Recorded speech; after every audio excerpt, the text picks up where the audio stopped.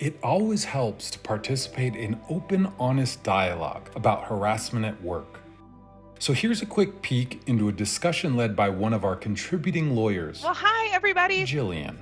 Often I'll see trainings where they really focus on if your manager says, if you sleep with me, I'll give you a promotion, that's inappropriate. Just really obvious Right. stuff, which is, I think we all would be able to identify that as being inappropriate and unlawful. But it seems like what's missing sometimes is all that sort of gray area stuff, different things that happen when a bunch of people work together and have different senses of humor and different levels of comfort.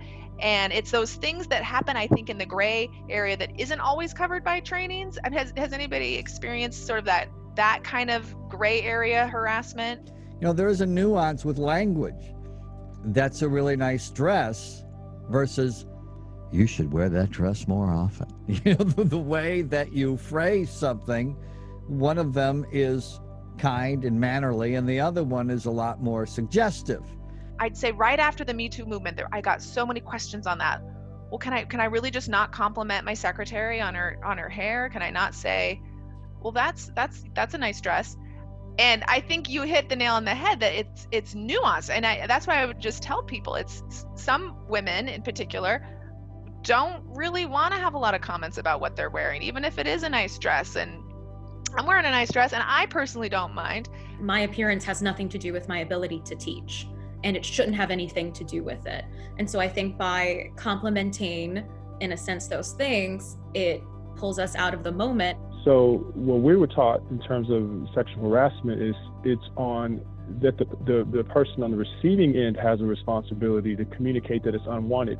Now, obviously, if I'm going like the other gentleman said, like, hey, that's a nice dress. If I'm doing something like that, but if I just say, hey, that's a nice dress, and you don't like that, you have a responsibility to communicate that to me because you find it offensive in almost every case. Where in my case, a lot of times I do say, hey, that's a nice dress. Now, I'm a little selective. I usually do that with someone that I have a relationship with. Those are things where, like, yeah, you can speak up, but then what happens if they retaliate or they spread stuff or they make the workplace even more toxic? There are a lot of women who, have spoken up in whatever career, and their life has been so crappy they don't want to go to work. I love compliments about like work performance. Those kind of things make you feel powerful.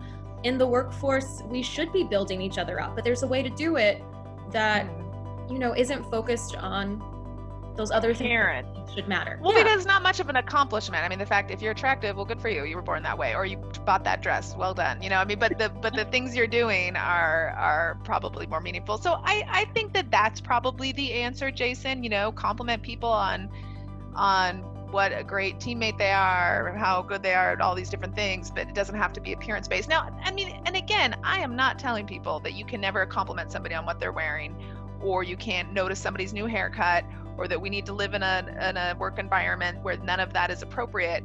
It's just be aware that not everybody likes those kind of compliments. Some people do. It's hard being a human going through life, but you just have to kind of sort those things out. But I think these kinds of trainings are helpful to hear people's perspectives.